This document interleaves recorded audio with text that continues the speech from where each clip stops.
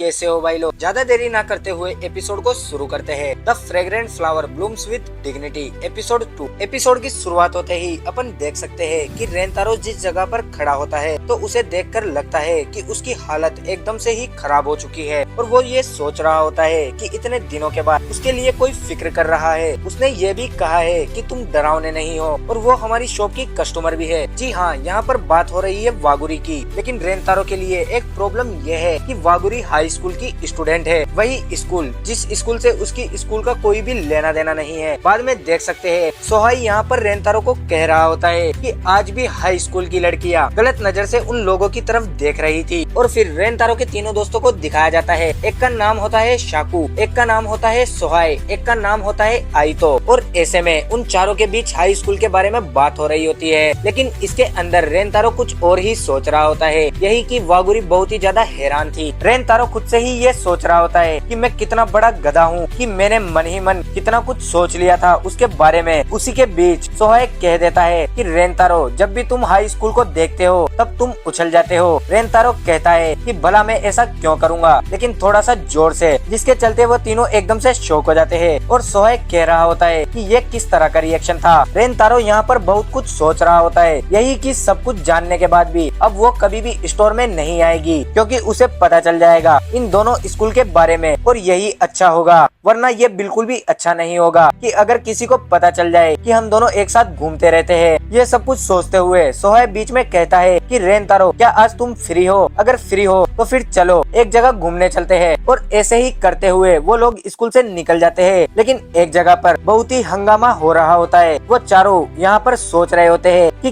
किस बारे में हंगामा हो रहा है, जिसके चलते वे चारों चले जाते हैं देखने के लिए। और रेंतारो यहाँ पर देखता है कि उसके सामने वागुरी किसी के लिए वेट कर रही होती है। ये देखने से रेंतारो एकदम से हैरान हो जाता है। सब लोग यहाँ पर सोच रहे थे कि हाई स्कूल की लड़कियाँ यहाँ पर क्या कर रही है। यहाँ पर रेंतारो भी सोच रहा होता है कि वो आखिर क्या करना चाहती है और किससे मिलना चाहती है। उसी के बीच में सोहाई कहता है कि तुम स्कूल की लड़कियाँ हमारी स्कूल के पास क्या कर रही हो। ये सुनने से वागुरी थोड़ा डर जाती है, लेकिन बीच में रेंतारो आके कह देता है कि तुम थोड़ा तमीज से बात किया करो, इसके लिए मुझे माफ करना। वागुरी कहती है कोई बात नहीं। बाद में सोहाई को ये समझ आ जाता है कि उसने वो गलत किया, इसीलिए वो रोना शुरू कर देता है। उसी वक्त उन दोनों के बीच हाई स्कूल की बहुत सारी लड़कियां चली आती है और वागुरी को लेकर चली जाती है, ऑब्वियसली उन दोनों को धक्का देते हुए। इसी बारे में सोहाई कुछ कहने की कोशिश करता है, लेकिन लड़कियां वहाँ से चली जाती है। लेकिन जाने से पहले दोनों एक दूसरे की तरफ देखते हैं और बाद में दोनों मिलकर सोहाई को कह रहे होते हैं कि कोई बात नहीं, सब कुछ ठीक हो जाएगा। और रेंतारो अंदर ही अंदर बहुत कुछ सोच रहा होता है। यही कि ऐसा हो सकता है कि वो मुझसे मिलने के लिए यहाँ पर इंतजार कर रही थी और मैं भी वो किसी और के लिए भी इंतजार कर रही थी। और बाद में सोहाई और वो दोनों एक दूसरे की तरफ देखते हैं, जिसके चलते वो लोग एकदम से हैरान हो जाते हैं, क्योंकि यहाँ पर रेंतारो के चेहरा कुछ और ही कह रहा था। मतलब ये कि रेंतारो को बहुत ही अच्छा लग रहा था। और बाद में वो चारों मिलकर कैरियो को जाते हैं और सोहाई यहाँ पर गाना गा रहा होता है, लेकिन रेंतारो किसी और नशे में है।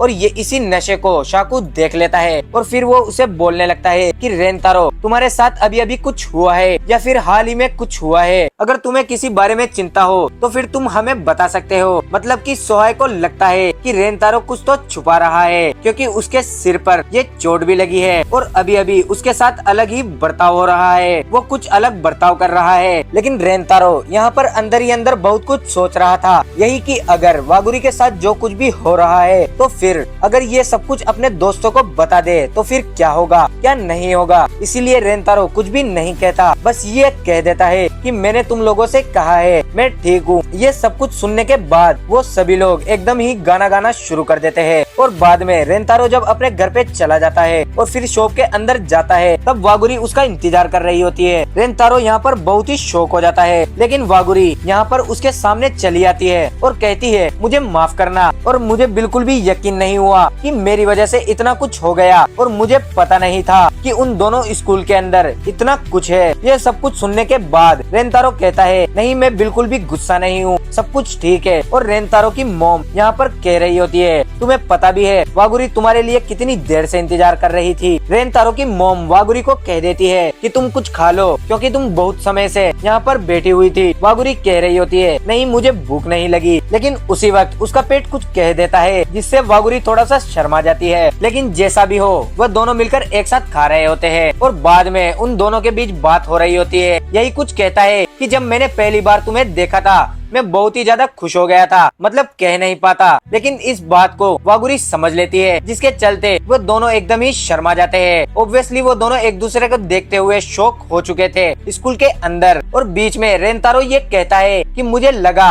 कि शायद अब बिल्कुल भी तुम यहाँ पर नहीं आने वाली। वागुरी कह रही होती है कि तुम्हें ऐसा क्यों लगा। रेनतारो कहता है तुम्हें पता है इन दोनों स्कूल के अंदर क्या है, तुम उस स्कूल में पढ़ती हो, इसीलिए मुझे लगा कि तुम शायद यहाँ पर कभी नहीं आओगी। इन्हीं सभी बातों के बीच वागुरी कह देती है कि मैं बहुत ही ज्यादा खुश हो गई थी जब मुझे पता चला कि तुम उस स्कूल में पढ़ते हो। रेनतारो यहाँ पर शॉक हो जाता है, लेकिन वागुरी कह देती है कि मुझे माफ करना, बहुत देर हो चुकी है, मुझे घर जाना पड़ेगा। और फिर शॉप से निकलने से पहले वागुरी यहाँ पर कह देती है कि मेरा यकीन करो रेनतारो, मैं तुम्हारे बारे में जानने की बहुत ज्यादा कोशिश करूंगी और थैंक यू, केक बहुत ही अच्छा था। ये कहते हुए निकल जाती है, लेकिन रेनतारो कुछ और ही देख लेता है, हाँ उसके चेहरे को जो बहुत ही कुछ कह रहा होता है। और फिर रेनतारो को यहाँ पर कुछ भी समझ नहीं आया कि अभी अभी क्या हुआ, लेकिन वो अंदर ही अंदर घबराया हुआ है। और फिर उसकी मॉम यहाँ पर देख लेती है रेनतारो की ये हालत, और फिर रेनतारो सब कुछ अपनी मॉम को बता देता है। और उसकी मॉम कहती है कि कोई बात नहीं, चलो सामने आओ। और हाँ, रेनतारो की ये हालत देखते हुए उसकी मॉम एकदम से हैरान हो जाती है। रेनतारो की मॉम रेनतारो को कहती है जब तुम उसे देखते हो फिर तुम क्या महसूस करते हो। रेनतारो कहता है यही कि क्या अच्छा होगा जब सबको पता चलेगा कि वो मेरे साथ है, और ये सब कुछ उसके लिए बहुत बुरा होगा क्योंकि मेरा स्कूल बहुत ही ज्यादा खराब है। इन सभी के बीच में लोग उसके बारे में क्या कहेंगे, और ये सब कुछ सोचते हुए रेनतारो खुद को एक पंच मार देता है। ये देखने के बाद रेनतारो की मॉम यहाँ पर कह रही होती है अब ये कैसे हुआ, लेकिन रेनतारो को सब कुछ पता चल गया कि हाँ उसे क्या करना है। इसीलिए अगली सुबह रेनतारो उसके लिए इंतजार कर रहा होता है और वो दोनों एक दूसरे को देख लेते हैं। वागुरी यहाँ पर बोलने लगती है कि तुम्हारे फेस को क्या हुआ, लेकिन रेनतारो बस एक ही बात कहता है, यही कि मैंने तुम्हें कल हर्ट किया था, इसीलिए तुम मुझे माफ कर दो। ये सब कुछ सुनने के बाद वागुरी बैठ जाती है और बोलने लगती है ये सब कुछ मेरी गलती है, जब मैं वहाँ से बिना कुछ कहे निकल गई तब तुम बहुत कुछ सोच लिए थे मेरे बारे में। मतलब एक तरफ से वागुरी ये सोच रही थी कि उसने कुछ भी नहीं खाया इसीलिए उसे बुरा लगा, लेकिन रेनतारो के लिए प्रॉब्लम वाली बात यह है अगर किसी को इन दोनों के बारे में पता लग गया तो फिर क्या होगा, रेनतारो के दोस्त क्या सोचेंगे और उस स्कूल की लड़कियां क्या सोचेगी। रेनतारो अपनी हर एक गलती को सोचते हुए और समझते हुए कह देता है जब मैंने तुम्हें देखा था तो मैं बहुत ज्यादा खुश हो गया। ये सुनने के बाद वागुरी बहुत ही शर्मा जाती है और हाँ स्माइल करती है, और ये सब कुछ देखने से रेनतारो को कुछ भी समझ में नहीं आता। वागुरी कह देती है इन दोनों स्कूल से कुछ भी फर्क नहीं पड़ता, मैं तो बस तुम्हें जानना चाहती हूँ किसी भी हाल में। रेनतारो ये सब कुछ सुनने के बाद एकदम से शॉक हो जाता है, वो चुपचाप क्लास के अंदर आ जाता है और एकदम से खिड़की की तरफ देखता है और रेनतारो